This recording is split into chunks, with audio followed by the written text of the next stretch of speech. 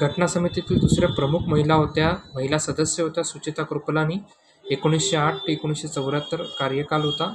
1963 भारतातला जे सगळ्यात मोठं राज्य आहे लोकसंख्येनुसार उत्तर प्रदेश, तर उत्तर प्रदेशच्या स्वतंत्र भारतातील पहिल्या महिला मुख्यमंत्री त्या बनल्या. म्हणजे स्वतंत्र भारतानंतर भारत स्वतंत्र झाल्यावर एखाद्या राज्याच्या जर महिला मुख्यमंत्री कोण असेल तर ह्या पहिल्या महिला मुख्यमंत्री झाल्या.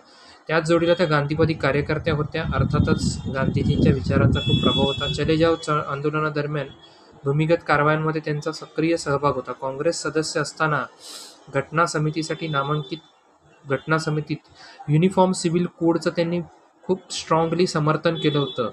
ठीक आहे. 14 ऑगस्ट 1947 रोजी घटना समितीच्या अधिवेशनात त्या राष्ट्रगीत आणि राष्ट्रीय गीत गायल्या होत्या. पती जे.बी. कृपलानी यांनी काँग्रेस सोडून किसान मजदूर पार्टी स्थापन केली होती, KMPP.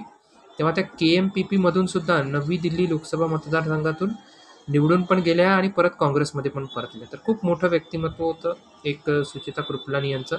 उत्तर प्रदेशच्या त्या पहिला महिला मुख्यमंत्री होता. हा मुद्दा, हा पॉईंट एक लक्षात ठेवण्यासारखा आहे.